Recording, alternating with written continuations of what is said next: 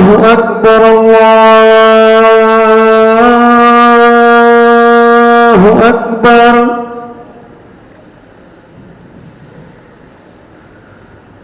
أشهد أن لا إله إلا الله.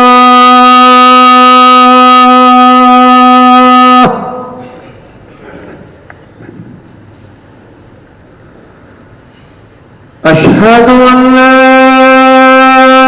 إله إلا الله.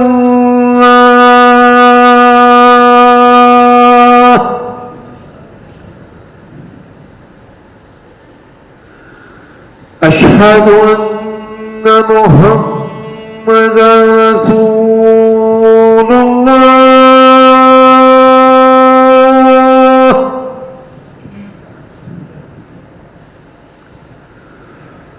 أشهد أن محمدًا رسول الله.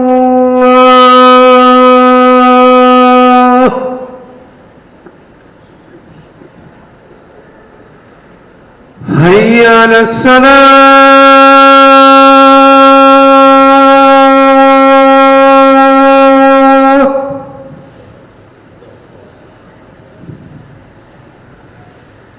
حي على الصلاة.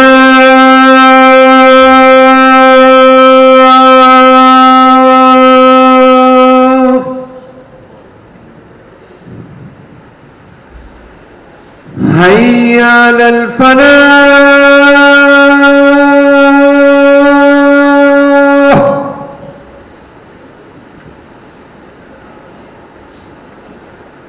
حي على الفلاح.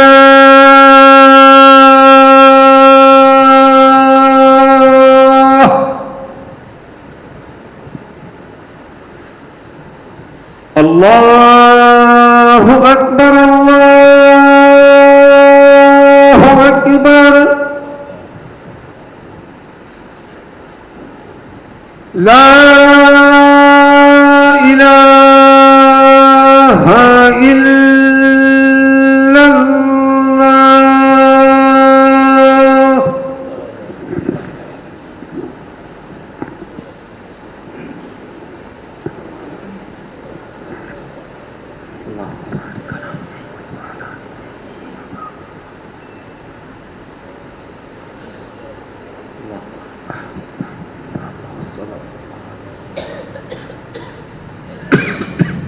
وبعثه مقاما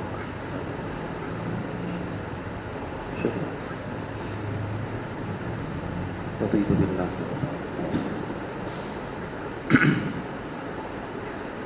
الحمد لله الحمد لله نحمده ونستعينه ونستغفره ونعوذ بالله من شرور أنفسنا ومن سيئات أعمالنا. من يهده الله فلا مضل له ومن يضلل فلا هادي له. وأشهد أن لا إله إلا الله وحده لا شريك له. وأشهد أن محمدًا عبده ورسوله.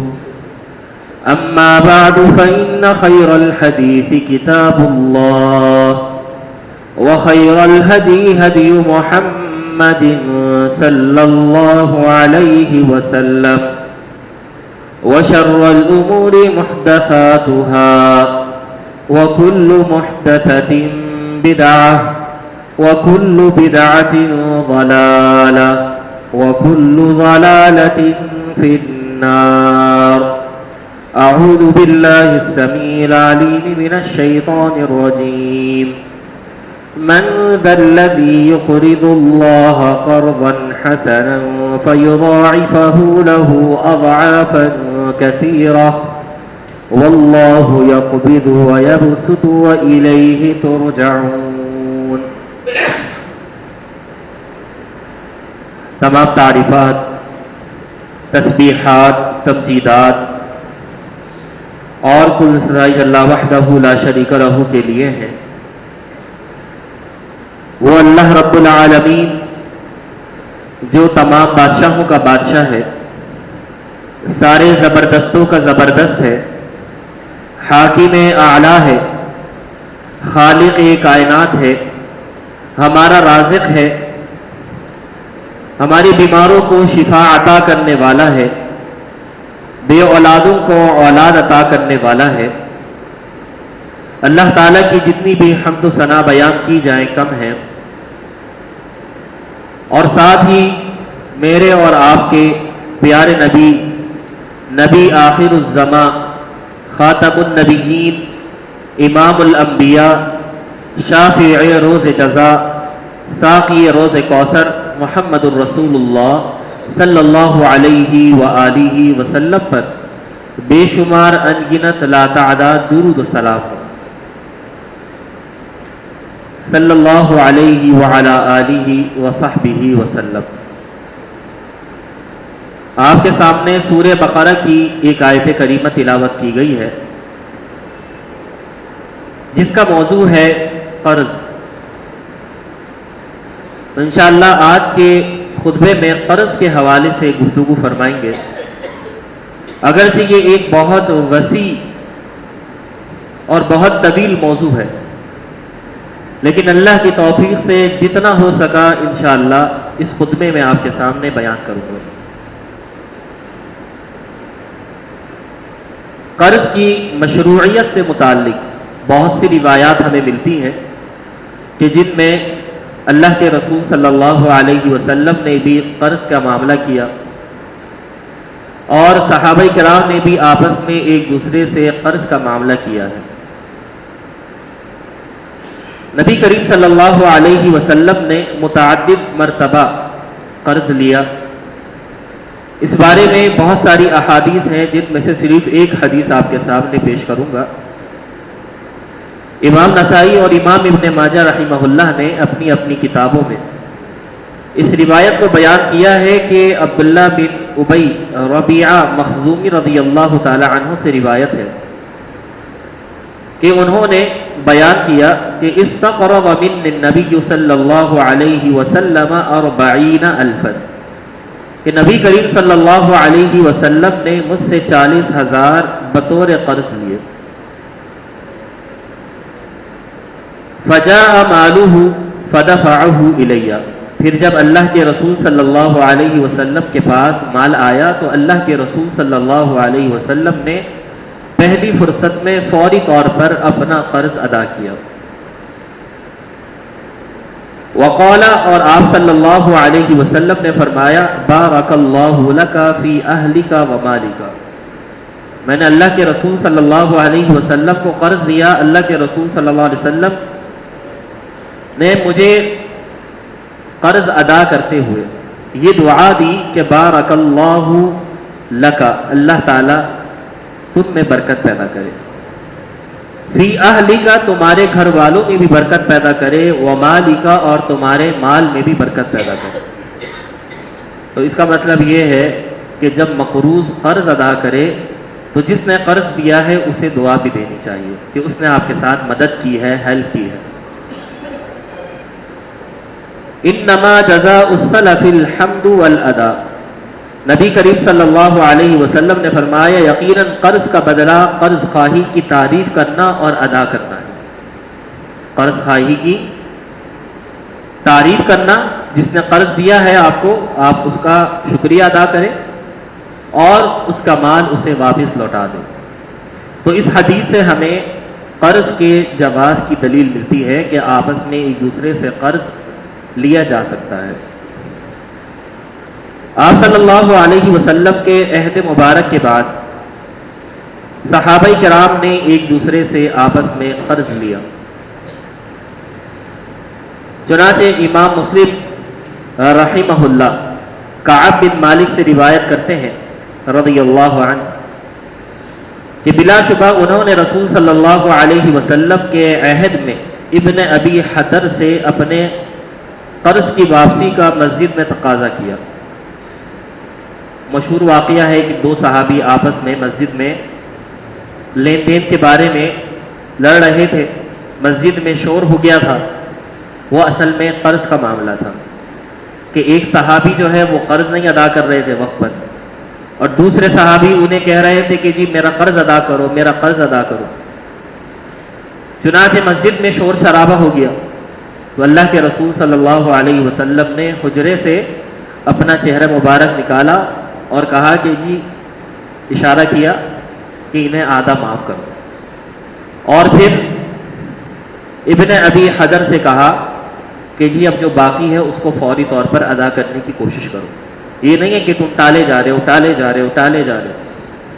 تو اس سے ہمیں یہ معلوم ہوا کہ صحابہ کرام آپس میں ایک دوسرے کے ساتھ قرض کا معاملہ کیا کرتے تھے۔ عہد نبوی کے بعد، یعنی اللہ کے رسول صلی اللہ علیہ وسلم کے عہد کے بعد، صحابہ کرام نے ایک دوسرے سے قرض لیا ہے۔ چنانچہ امام ابو القاسم بن سلام رحمہ اللہ نے، یہ محدث ہیں اور حدیث کی ایک انہوں نے کتاب لکھی ہے، اس میں یہ ایک روایت نقل کرتے ہیں ابراہیم سے۔ انہوں نے کہا کہ عمر رضی اللہ تعالی عنہ نے عبد الرحمن بن عوف رضی اللہ تعالی عنہ کو 400 درہم بطور قرض دینے کے لیے پیغام بھیجا کہ حضرت عمر رضی اللہ تعالی عنہ آپ سے 400 درہم قرض مانگتے ہیں۔ حضرت عبد الرحمن بن عوف رضی اللہ تعالی عنہ نے کہا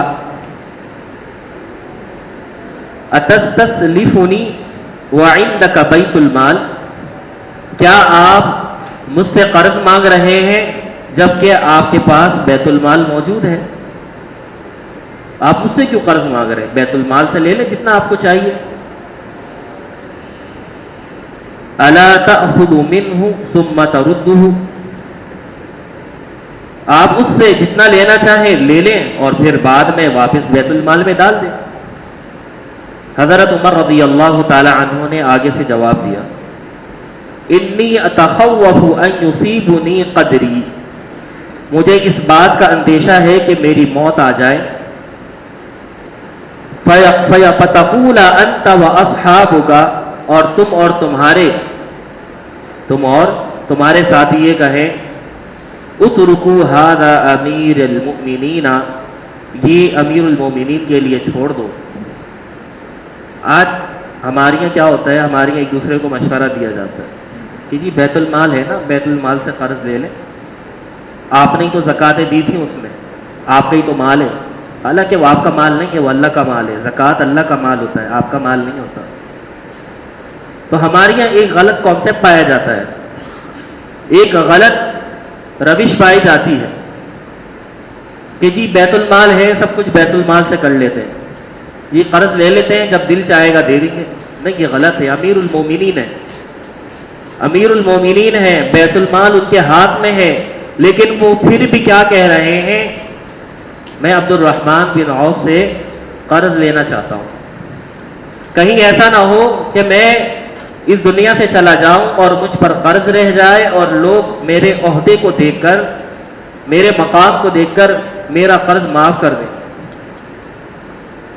حتی یؤخذ من میزان یوم القیامہ، اور قیامت والے دن میرے نامہ اعمال سے نیکیوں کو اس قرض کے بدلے لے لیا جائے، مجھے نیکیوں سے محروم کر دیا جائے قیامت والے دن کہ جی یہ تم نے قرض لیا تھا، بیت المال سے قرض لیا تھا، یہ تمہارا مال تھوڑی ہے، تو لوگوں کا مال ہے، مستحقین کا مال ہے، تم نے قرض لیا تھا، لہذا تم نے بیت المال میں قرض واپس کیوں نہیں ادا کیا؟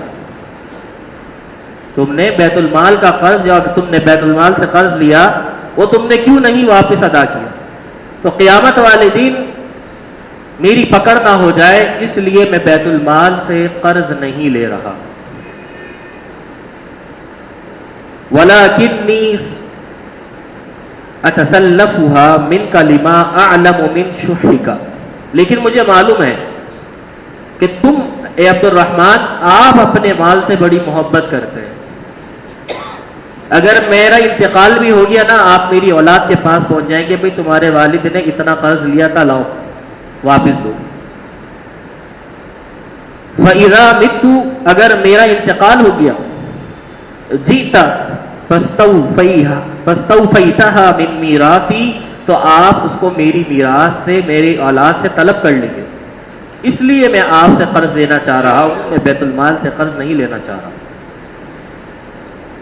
اس سے ہمیں کیا معلوم ہوا کہ قرض لیا جا سکتا ہے, لیکن ایسے شخص سے جسے ہم ادا کر سکیں یا وہ خود ہم سے مال نکلوا سکے.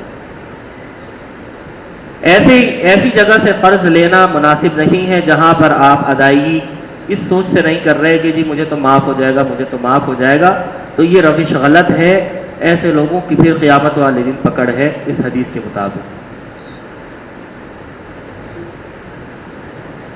جہاں قرض لینا جائز ہے وہیں قرض کو ناپسندیدہ چیز بھی قرار دیا گیا ہے. قرض کو ناپسندیدہ چیز بھی قرار دیا گیا ہے. امام بخاری رحمہ اللہ نے روایت بیان کی ہے, حضرت عائشہ رضی اللہ تعالی عنہ سے روایت ہے, ان رسول اللہ صلی اللہ علیہ وسلم کان یدعو فی صلاتہ وَيَقُولُ اللَّهُمَّ إِنِّي أَعُوذُ بِكَ مِنَ الْمَأْثَمِ وَالْمَغْرَمِ کہ جب اللہ کے رسول صلی اللہ علیہ وسلم نماز میں تشہد میں بیٹھتے تو یہ دعا مانگتے کہ اللہم انی اعوذ بک من المأثم والمغرم, اے اللہ یقیناً میں گناہ اور قرض سے آپ کی پناہ طلب کر.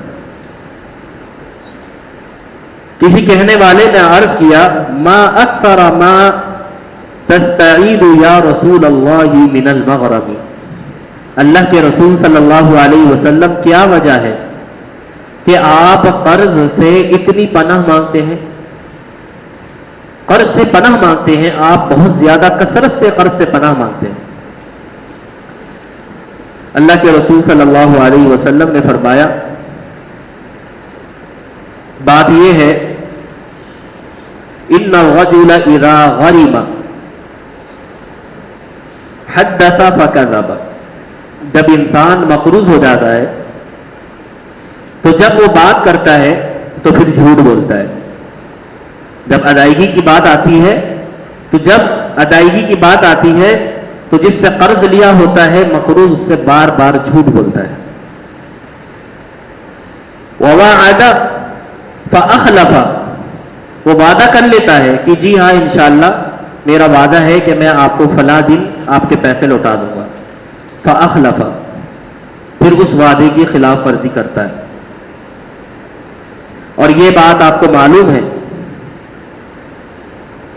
کیا بات معلوم ہے آپ کو کہ اذا حدث کذب واذا وعد اخلف, کہ جب بات کرتا ہے تو جھوٹ بولتا ہے اور جب وعدہ کرتا ہے تو وعدہ خلافی کرتا ہے. ہما صفات المنافقین, یہ دونوں منافقین کی صفت میں سے ہیں. یہ دونوں کام کیا ہے؟ منافقین کی صفت میں سے ہیں.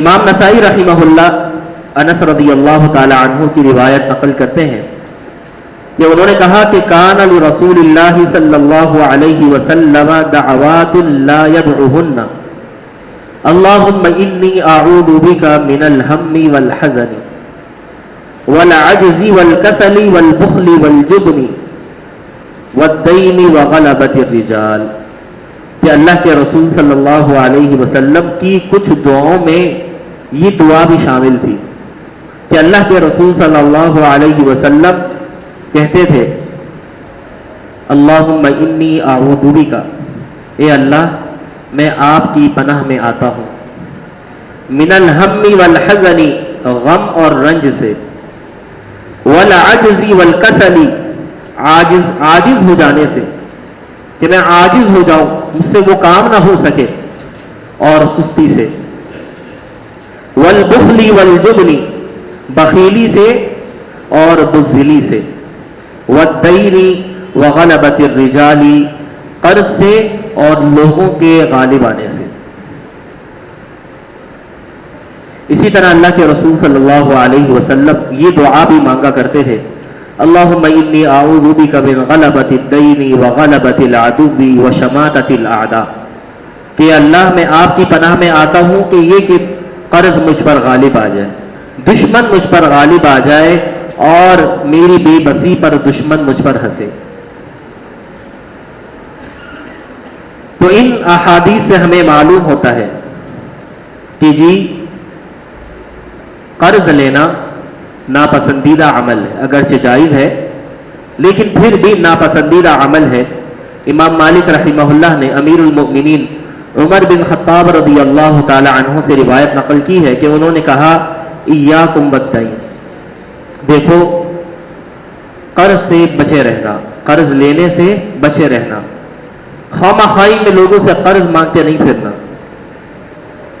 فَإِنَّ أَوَّلُهُ هَمٌّ، اس لیے کہ اس کی ابتدا غم ہے، اس کی ابتدا کیا ہے؟ غم ہے، پریشانی ہے۔ پھر فرمایا وَآخِرُهُ حَزْبٌ، اور انجام اس کی لڑائی ہے، اور ایک روایت میں ہے وَآخِرُهُ حَرْبٌ، اور اس کی انجام ندامت ہے، اور اس کا انجام کیا ہے؟ ندامت ہے یا پھر لڑائی ہے۔ یا تو ادائیگی نہ کرنے پر بہت زیادہ ایک دوسرے سے لڑتے رہو گے، یا پھر سامنے والا تمہیں مہلت دیتا رہے گا اور تم شرمندہ ہوتے رہو گے، شرمندہ ہوتے رہو گے۔ بعض سلف نے کہا ہے کہ جی ان دونوں قسم کی احادیث کو اگر ہم پڑھتے ہیں، سمجھتے ہیں، تو پھر یہ ایک سوال پیدا ہوتا ہے کہ جی قرض لیا جائے یا نہ لیا جائے۔ اللہ کے رسول صلی اللہ علیہ وسلم نے خود قرض بھی لیا اور اس سے پناہ بھی مانگی۔ حضرت عمر رضی اللہ تعالی عنہ نے عبد الرحمن بن عوف سے قرض بھی لیا اور خود کہہ رہے ہیں کہ جی قرض لینے سے بچو۔ تو محدثین کہتے ہیں کہ جی اب کیا کیا جائے، قرض لیا جائے یا نہ لیا جائے، کیونکہ دونوں قسم کی احادیث موجود ہیں۔ تو حافظ ابن حجر عسقلانی رحمہ اللہ، جنہوں نے صحیح بخاری کی شرح لکھی ہے اور ان کی اس صحیح بخاری کی شرح کو پوری دنیا کے علماء مانتے ہیں، ایک مقام پر لکھتے ہیں کہ ثم رأیت فی الحاشیۃ ابن المنیر، کہ ہمارے زمانے میں بھی بہت ساری کتابیں لکھی جا چکی تھیں، تو ہمارے زمانے میں ایک کتاب تھی حاشیہ ابن منیر، حالانکہ خود بہت بڑے محدث ہیں، لیکن وہ کہہ رہے ہیں کہ جی ہم بھی مطالعہ کرتے تھے، ایسا ہی نہیں کہ ہم بھی شروع ہو جایا کرتے تھے بس بیان کر دیا سب کچھ، نہیں، ہم بھی مطالعہ کرتے تھے۔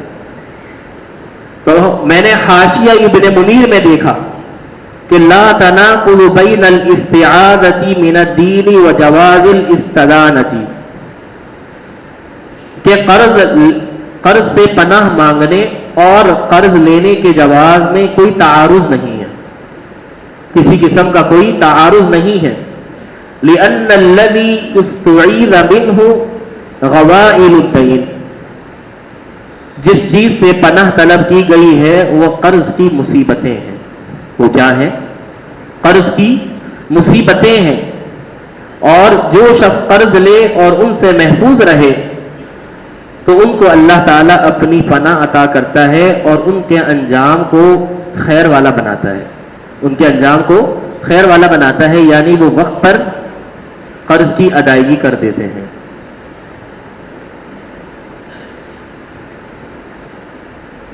اب سوال یہاں یہ پیدا ہوتا ہے کہ جی کیا ہر شخص قرض لے سکتا ہے؟ بولے جی جواز تو ملتا ہے، جواز تو ملتا ہے جی، حدیث کے اندر ہے اللہ کے رسول صلی اللہ علیہ وسلم نے قرض لیا، حضرت عمر رضی اللہ تعالی عنہ نے قرض لیا، دیگر صحابہ نے قرض لیا، تو چلے جی ہم بھی قرض لے لیتے ہیں تاکہ ہمارے مال میں اضافہ ہو جائے۔ تو یہاں پر محدثین نے قرض کی تمام احادیث کو جمع کرنے کے بعد کہا ہے کہ جی قرض لینے کی 3 شرطیں ہیں،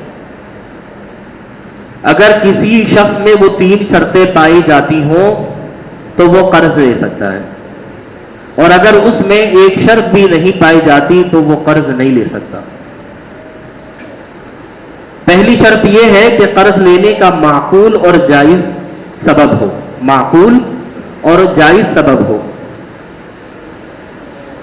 کیونکہ امام احمد بن حنبل رحمہ اللہ نے مسند احمد میں ایک روایت نقل کی ہے عبد الرحمن بن ابی بکر سے، یعنی ابو بکر رضی اللہ تعالی عنہ کے بیٹے ہیں عبد الرحمن رضی اللہ تعالی عنہ، اور انہوں نے اللہ کے رسول صلی اللہ علیہ وسلم کو دیکھا ہے۔ وہ روایت بیان کرتے ہیں کہ بلا شبہ رسول صلی اللہ علیہ وسلم نے فرمایا یدعو اللہ بصاحب الدین یوم القیامت حتی یوقف بین یدیہ، اللہ تعالیٰ روز قیامت مقروض کو بلائے گا یہاں تک کہ اس کو اپنے روبرو کھڑا کرے گا، فیقال، اور پھر اس سے کہے گا یبن آدم، اے آدم کے بیٹے، فیما اخذت ھذا الدین، تم نے یہ قرض کیوں لیا تھا، تم نے یہ قرض کیوں لیا تھا؟ جواب دو، تم نے اپنی زندگی میں دنیا میں قرض لیا تھا نا، اب مجھے اس کا جواب دو کہ یہ قرض تم نے کیوں لیا تھا؟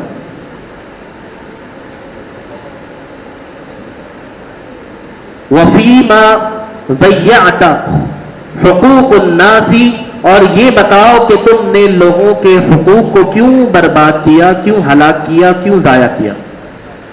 کیونکہ آپ کسی سے قرض لے رہے ہیں نا، تو وہ اس کا مال ہے، اس نے اپنی اولاد پہ خرچ کرنا ہے، اپنی ضروریات پہ خرچ کرنا ہے، اس کے بچوں کا وہ حق ہے، اس کے گھر والوں کا وہ حق ہے، تو اللہ تعالیٰ پوچھے گا کہ جی تم نے لوگوں کا حق کیوں ضائع کیا یہ قرض لے کر؟ فیقول، تو وہ بندہ کہے گا یا رب انک تعلم انی اخذت، اے میرے رب آپ کو تو پتہ ہے کہ یہ میں نے قرض کیوں لیا تھا، لم آکل، میں نے اپنے کھانے کے لیے یہ قرض نہیں لیا تھا، ولم اشرب، میں نے پینے کے لیے یہ قرض نہیں لیا تھا، ولم البس، میں نے کپڑے پہننے کے لیے یہ قرض نہیں لیا تھا، ولم اضیع، کسی کی دولت کو ضائع کرنے کے لیے میں نے یہ قرض نہیں لیا تھا، ولیکن اتی علی یدی اما حرق و اما سرق و اما وضیعۃ، بات یہ ہے میرے گھر میں آگ لگ گئی تھی، میرے دکان میں آگ لگ گئی تھی، یا اللہ میرا مال جل گیا تھا، میرا گھر جل گیا تھا، اور میرے پاس اپنے گھر کو بنانے کے لیے، کاروبار کرنے کے لیے مزید پیسے نہیں تھے، اس وجہ سے میں نے قرض لیا تھا، وَإِمَّا سَرَقٌ، یا اللہ آپ کو معلوم ہے کہ میری گھر میں چوری ہو گئی تھی، میرے دکان پر ڈکیتی پڑ گئی تھی، اور میرے پاس مزید آگے کاروبار کرنے کے لیے پیسے نہیں تھے، اس لیے میں نے قرض لیا تھا، وَإِمَّا وَضِعُهُ، اور یا اللہ خسارے کی، مصیبت کی وجہ سے میں نے یہ قرض لیا تھا، نہ میں نے کھانے کے لیے لیا تھا، نہ میں نے پہننے کے لیے لیا تھا، اور نہ ہی اپنے لباس کے لیے لیا تھا۔ تو اس حدیث سے یہ واضح ہو گیا کھانے پینے اور پہننے کے لیے قرض نہیں لیا جاتا۔ تو جو شخص ان تین مقاصد سے قرض لے رہا ہے تو اس کے لیے قرض لینا مناسب نہیں ہے، بلکہ ناپسندیدہ کام ہے، اور جو کسی آفت کی وجہ سے قرض لے رہا ہے تو اس کے لیے جواز نکلتا ہے۔ پھر اللہ عز و جل فرمائیں گے، فیقول اللہ عز و جل، اللہ تعالیٰ فرمائیں گے صدق عبدی، میرے بندے نے سچ کہا، انا احق من قضا عنہ اليوم، اور اب میرا حق ہے کہ میں آج اس کا قرض ادا کروں۔ اللہ تعالیٰ فرمائے کہ اب میرا حق بنتا ہے کہ میں اس بندے کا قرض ادا کروں، یعنی میں اسے جنت میں داخل کروں، کیونکہ اس نے قرض کے حوالے سے صحیح جواب دیا ہے، سچ کہا ہے، اب یہ میرا حق بنتا ہے کہ میں اسے جنت میں داخل کروں۔ تو لہذا اس حدیث سے ہمیں یہ معلوم ہوا کہ قرض جو ہے مصیبت کی وجہ سے لیا جا سکتا ہے، ایسا سبب جو معقول ہو، جائز ہو، اس کی وجہ سے قرض لیا جا سکتا ہے۔ دوسری شرط جو محدثین نے لگائی ہے وہ ہے ادائیگی کی سچی نیت، ادائیگی کی سچی نیت، ادائیگی کی سچی نیت رکھنا قرض کے لیے۔ اس کے 6 فائدے۔ کتنے فائدے ہیں؟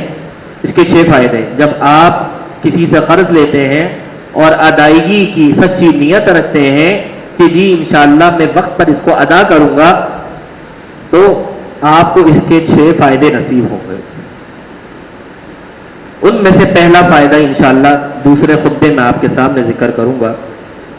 اللہ تعالیٰ سے دعا ہے کہ اللہ تعالیٰ ہمیں اس موضوع کو مکمل طور پر سمجھنے کی توفیق عطا فرمائے۔ اقول قولی ھذا واستغفر اللہ لی ولکم۔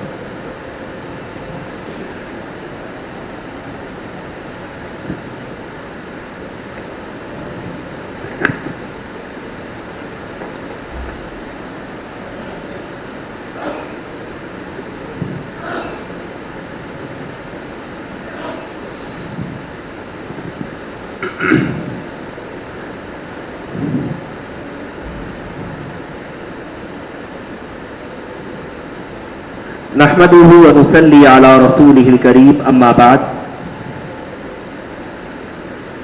قرض کی ادائیگی کے تقریباً 6 فوائد ہیں کہ جب بندہ سچی نیت کر لے قرض کی ادائیگی کے لیے اور اس کے لیے کوشش کرتا رہے تو اسے 6 فائدے نصیب ہوتے ہیں۔ پہلا فائدہ یہ ہے کہ ادائیگی قرض کے سچے ارادے کی برکت، اس کے مال میں برکت ہوگی، اس کے مال میں کیا ہوگی؟ برکت ہوگی۔ امام بخاری رحمہ اللہ نے عبداللہ بن زبیر رضی اللہ تعالی عنہ سے صحیح بخاری میں ان کے والد کا ایک قصہ نقل کیا ہے، یعنی زبیر بن العوام رضی اللہ تعالی عنہ کا واقعہ۔ جب جنگ جمل کے دن زبیر رضی اللہ تعالی عنہ کھڑے ہوئے تو انہوں نے عبداللہ بن زبیر رضی اللہ تعالی عنہ کو بلایا۔ عبداللہ بن زبیر رضی اللہ تعالی عنہ کہتے ہیں میں اپنے والد کے پہلو میں کھڑا ہو گیا تو انہوں نے مجھے فرمایا، کیا فرمایا؟ اس سے پہلے میں آپ کو ایک بات بتانا چاہتا ہوں۔ حضرت زبیر رضی اللہ تعالی عنہ کی 4 بیویاں تھیں اور 20 بچے تھے۔ 4 بیویاں، 20 بچے، جن میں 10 لڑکے اور 10 لڑکیاں تھیں۔ لیکن بلایا صرف کسے ہے؟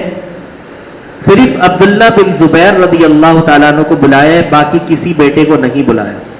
اس کی وجہ کیا ہے؟ جب پوری حدیث سنیں گے آپ کو اس کی وجہ سمجھ میں آئے گی۔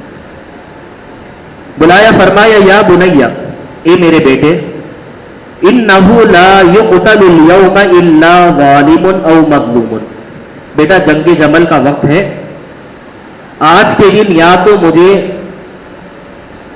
بطور ظالم قتل کیا جائے گا یا مظلوم قتل کیا جائے گا۔ وَإِنِّي لَا أَرَانِي إِلَّا سَأَقْتُلُ الْيَوْمَ مَظْلُومًا، اور میں یہ محسوس کر رہا ہوں کہ آج مجھے واقعی میں شہید کیا جائے گا اور مظلوم کے طور پر شہید کیا جائے گا۔ وَإِنَّ مِنْ أَكْبَرَ هَمِّي لَدَيْنِي، میرے بیٹے مجھے سب سے زیادہ جس چیز کی فکر ہے نا وہ میرا قرض ہے۔ آج مجھے پتہ ہے کہ مجھے شہید کر دیا جائے گا، مجھے اس طرح کا احساس ہو رہا ہے، لیکن مجھے سب سے زیادہ جس چیز کی بے چینی ہے، جس چیز کی وجہ سے مجھے غم پہنچ رہا ہے وہ میرا قرض ہے۔ اَفَتُرَى يُبْقِي دَيْنُنَا مِن مَالِنَا شَيْئًا، عبداللہ زبیر رضی اللہ تعالی عنہ کیا تم سمجھتے ہو کہ قرض ادا کرنے کے بعد میرے مال سے کوئی چیز بچے گی؟ اے میرے بچے، کیونکہ میرا قرض اتنا ہے کہ ہو سکتا ہے کہ پوری وراثت اس قرض کی ادائیگی میں چلی جائے. تو دیکھو یہ خیال رکھنا کہ اگر پوری وراثت بھی قرض کی ادائیگی میں ختم ہو جائے تو میرا قرض ادا کر دینا، وراثت کے چکر میں نہیں پڑنا. یا بنیا، اے میرے بیٹے، بیع لنا بیع مالنا فاقض دینی، میرے مال کو بیچ دینا اور میرے قرض کو ادا کر دینا. وَأَوْصَى بِثُلُثِ، اور 1/3 کی میں تمہیں وصیت کر کے جا رہا ہوں. وَلَهُ مُنْذُ 9 بنین و9 بنات، اس روایت میں ہے کہ اس وقت ان کے 9 بیٹے اور 9 بیٹیاں تھیں. عبداللہ رضی اللہ تعالی عنہ نے بیان کیا، فَجَعَلَ يُوصِينِي بِدَيْنِهِ، وہ مجھے کافی دیر تک صرف یہی وصیت کرتے رہے، انہی باتوں کو بار بار دہراتے رہے.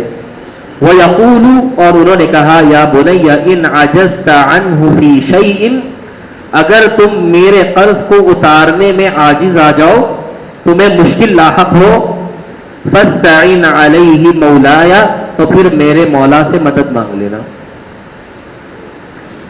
عبداللہ رضی اللہ تعالیٰ عنہ کہتے ہیں، واللہ، اللہ کی قسم میں یہ نہ سمجھ سکا کہ جی میرے والد نے جو کہا کہ میرے مولا سے مدد مانگ لینا، اس سے کیا مراد. میں سمجھ رہا تھا کہ جی شاید کسی بندے کے پاس مجھے بھیجیں گے، میں کسی بندے کے پاس چلا جاؤں گا اور میں اس سے جا کے کہوں گا جی میرے والد صاحب نے آپ کے پاس بھیجا ہے اور ان کا قرض ادا کروانا ہے، تو لہذا میرے ساتھ مدد کر دیجئے. میں یہ سمجھا، لیکن میں نے اپنے والد سے کہا، یا ابتی من مولا کا، اے میرے والد آپ کا مولا کون ہے؟ کیونکہ مولا بمانے سردار بھی ہوتا ہے، مولا بمانے دوست بھی ہوتا ہے، مولا بمانے وکیل بھی ہوتا ہے، اور مولا بمانے ہیلپر بھی ہوتا ہے. مولا کے 30 معنی ہیں. ہم تو صرف ایک معنی سمجھتے ہیں، لیکن مولا کے 30 معنی ہیں. آپ علماء کرام کو کہتے ہیں مولانا، یہ بھی تو مولا ہے نا، مولانا یہ بھی ایک معنی رکھتا ہے.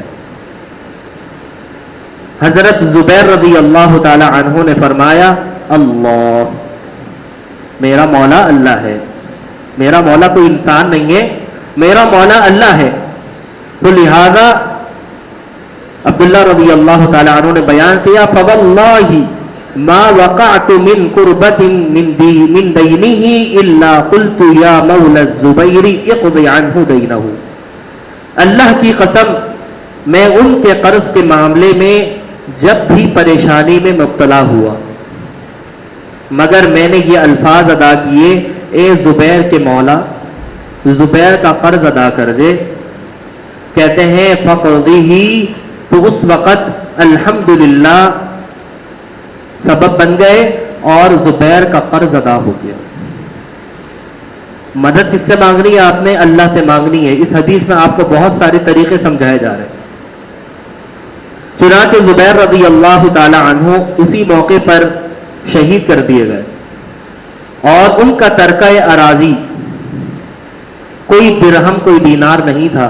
ان کے پاس نہ کوئی درہم تھا نہ کوئی دینار تھا، بلکہ ان کے پاس انہوں نے جو پیچھے ترکہ چھوڑا تھا وہ زمین کی صورت میں چھوڑا تھا، جس میں غابہ کی زمین شامل تھی. 11 مکانات مدینہ طیبہ میں تھے، 2 گھر بصرہ میں تھے، اور 1 گھر کوفہ اور 1 گھر مصر میں تھا. آپ سوچ رہے ہوں گے جی مقروض ہے اور جائیداد اتنی ہے. غابہ کی زمین، مدینے میں 11 مکانات، تو یہ کہاں سے آ گیا؟ کسی کے ذہن میں یہ سوال پیدا ہو سکتا ہے اور وہ یہ سوچ سکتا ہے کہ جی انہوں نے قرض لے کے اپنی جائیداد بنائی ہے. نہیں بھائی، ایسا نہیں ہے. حدیث میں آگے اس کا جواب آئے گا. لہذا صحابہ کرام کے بارے میں کوئی غلط گمان نہ کرے، اس سے کوئی غلط استدلال نہ کرے. عبداللہ بن زبیر رضی اللہ تعالیٰ عنہ بیان کرتے ہیں میں نے ان کے ذمے قرض کا حساب لگایا تو 22 لاکھ بنتے تھے. کتنے بنتے تھے؟ 22 لاکھ. اب وہ دینار بھی ہو سکتے ہیں، درہم بھی ہو سکتے ہیں اس وقت کے. عبداللہ بن زبیر سے حکیم بن حزام ملے تو دریافت کیا کہ اے بھتیجے میرے بھائی کے ذمے کتنا قرض ہے؟ انہوں نے اصل رقم کو چھپایا اور کہا کہ جی 1 لاکھ. 21 لاکھ چھپا لیے، کہا کہ جی 1 لاکھ. حکیم نے فرمایا واللہ ما ارا اموالکم تسع لہذہ، اللہ کی قسم میں یہ نہیں سمجھتا کہ جتنی بھی تمہارے گھر ہیں وہ اس 1 لاکھ کو ادا کر دیں. تمہارے حقیقت میں کتنے ہیں؟ 22 لاکھ. 1 لاکھ کا صرف ذکر کیا تو آگے سے جواب آیا کہ جی جو تمہارے والد کے مکانات ہیں وہ اس 1 لاکھ کو بھی ادا نہیں کر سکتے. عبداللہ نے کہا افرأیتک ان کانت الف ومئتی الف، اگر کسی پر 22 لاکھ قرض ہو تو اس کا کیا حال ہوگا؟ انہوں نے جواب دیا ما اراکم تطیقون ھذا، میں دیکھ رہا ہوں کہ تم اپنے والد کا قرض ادا نہیں کر سکتے. فَإِنْ عَجَزْتُمْ عَنْ شَيْءٍ مِّنْهُ فَاسْتَعِينُوا بِي. دیکھیے خود سے کہہ کر جا رہے ہیں، کہہ رہے ہیں کہ اگر تم اپنے والد کا قرض ادا کرنے سے عاجز آ جاؤ تو میرے پاس آ جانا، باقی کی رقم میں دے دوں گا، تم اپنے والد کا قرض ادا کر لینا. عبداللہ رضی اللہ تعالی عنہ بیان کرتے ہیں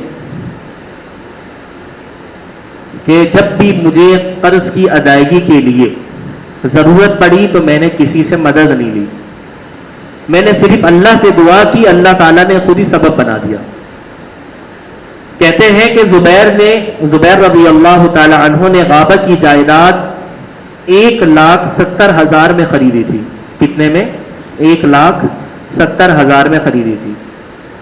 عبداللہ نے اسے 16 لاکھ میں فروخت کری. کتنے لاکھ میں فروخت کری؟ 1,70,000 میں اس زمین کو خریدا. عبداللہ نے اسے 16 لاکھ میں فروخت کیا. کتنا بڑا منافع ہوا، اور 16 لاکھ اپنے والد کا قرض ادا کر دیا ایک زمین سے. یہ کیا ہے؟ یہ برکت ہے. کیونکہ ان کا ارادہ کیا تھا؟ سچا تھا کہ میں نے اپنے والد کا قرض ہر حال میں ادا کرنا ہے. تو اللہ تعالیٰ نے ایسی برکت پیدا کی کہ 1,70,000 کی خریدی ہوئی زمین 16 لاکھ میں فروخت ہوئی. اور انہوں نے اس میں سے کچھ رکھا نہیں کہ چلو میں اپنا پروفٹ رکھ لیتا ہوں، میں نے اتنا کام کیا ہے.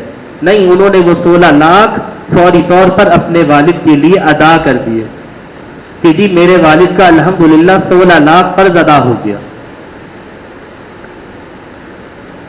زبیر رضی اللہ تعالی عنہ کے ذمے جس کا قرض تھا، انہوں نے عبداللہ نے اعلان کیا کہ جی جس کا قرض میرے والد پر تھا وہ غابہ کی زمین میں آ کے ملے، میں اس کا قرض ادا کرنا چاہتا ہوں.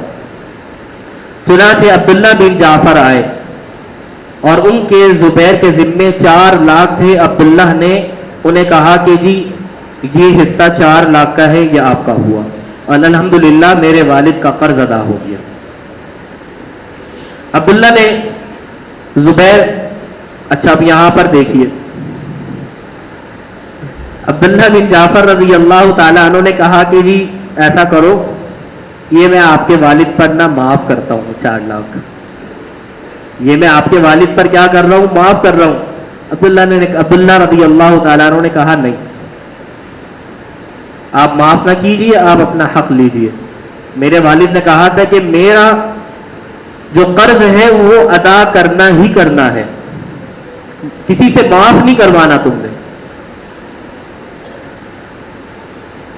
عبداللہ نے کہا نہیں. انہوں نے کہا اگر تم ادائیگی میں تاخیر کرنا چاہو تو تاخیر کر لو، میں تمہیں اور وقت دے دیتا ہوں.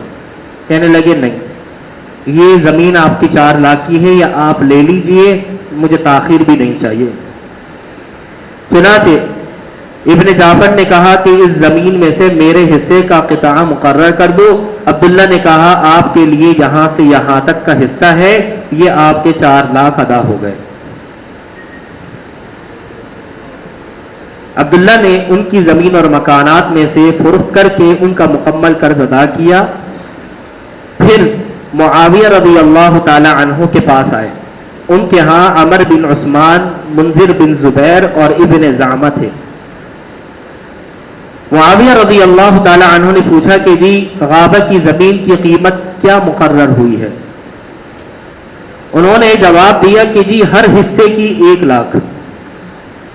انہوں نے دریافت کیا کہ کتنے حصے باقی ہیں؟ فرمایا 4.5 حصے باقی ہیں. یعنی باقی سب بک گئے, اب صرف 4.5 حصے باقی ہیں. منذر بن زبیر نے کہا کہ میں ایک حصہ 1 لاکھ میں لیتا ہوں. عمر بن عثمان نے کہا کہ جی میں ایک حصہ 1 لاکھ میں لیتا ہوں.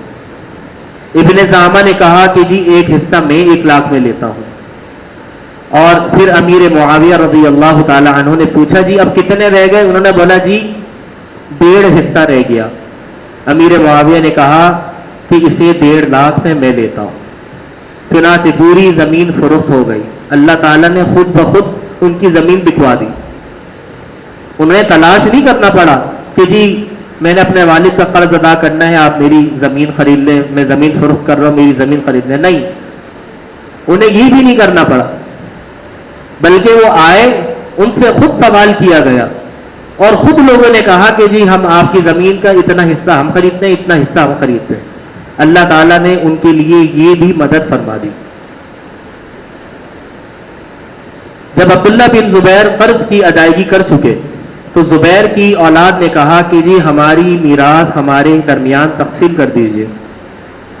عبداللہ بن زبیر رضی اللہ تعالی عنہ نے کہا کہ جی نہیں, لا واللہ ابھی میں تقسیم نہیں کروں گا. لا اقسم بینکم, میں ابھی جب تمہارے درمیان تقسیم نہیں کروں گا. حتی انادی بالموسم 4 سنین, جب تک کہ میں 4 حج کے موسم میں 4 سال سب کے سامنے یہ اعلان نہ کر دوں کہ جی اگر کسی کا قرض زبیر پر باقی ہے تو وہ آ کر لے لے. اگر زبیر رضی اللہ تعالی عنہ ابھی بھی کسی کا مقروض ہے تو وہ آ کر قرض لے لے. الا من کان له علی الزبیر دین فلیأتنا فلنقضه, تو میں اس کا قرض ادا کر دوں گا. چنانچہ 4 سال ہر سال انہوں نے اعلان کیا. جب 4 سال گزر گئے تو پھر انہوں نے وراثت کو تقسیم کیا. اب آپ بتائیں وراثت میں کتنے پیسے آئے ہوں گے؟ حدیث سنیے اور دیکھیے کہ برکت کتنی ہوئی. حدیث کے اندر ہے کہ جب انہوں نے وراثت کو تقسیم کیا تو صرف ہر بیوی کے حصے میں 12 لاکھ آئے. کتنے آئے؟ 12 لاکھ صرف ایک بیوی کے حصے میں آئے. یہ اللہ تعالیٰ نے ان کے مال میں برکت پیدا کری, کیونکہ ان کا ارادہ کیا تھا؟ قرض کی ادائیگی کا سچا ارادہ تھا اور انہوں نے اس کے لیے مکمل کوشش کی. حالانکہ صحابہ کرام کے نزدیک ان کی زمین اس قابل ہی نہیں تھی کہ وہ 22 لاکھ قرض ادا کر سکیں. انہوں نے 22 لاکھ کا قرض بھی ادا کیا انہی زمینوں کو فروخت کر کے, اور جب وراثت تقسیم کی تو ایک بیوی کے حصے میں 12 لاکھ روپے آئے. تو لہذا اس حدیث سے ہمیں بہت سارے سبق ملتے ہیں, اور سب سے بڑا سبق یہ ملتا ہے کہ اگر آپ قرض کی ادائیگی کی سچی نیت کر لیتے ہیں, اللہ تعالیٰ آپ کے لیے راہیں کھولے گا. اللہ تعالیٰ اتنی برکت پیدا فرمائے گا کہ جب آپ قرض ادا کر دیں گے تو اس کے بعد بھی آپ کے پاس بہت زیادہ مال باقی بچا رہے گا. اسی پر اکتفا کرتا ہوں. اللہ تعالیٰ سے دعا ہے اللہ تعالیٰ ہمیں اس حدیث کے مطابق عمل کرنے کی توفیق عطا فرمائے. اللہ تعالیٰ ہمارے مال میں, ہماری جان میں اور ہماری اولاد میں خیر و برکت عطا فرمائے. اللہم احسن عاقبتنا فی الامور کلها واجرنا من خزي الدنيا وعذاب الاخرة. اللهم انا نعوذ بك من جهد البلاء ودرك الشقاء وسوء القضاء وشماتة الاعداء. اللهم انا نجعلك في نحورهم ونعوذ بك من شرورهم. اللهم استر عوراتنا وآمن رواتنا عباد الله رحمكم الله ان الله يأمر بالعدل والإحسان وإيتاء ذي القربى وينهى عن الفحشاء والمنكر والبغي يعظكم لعلكم تذكرون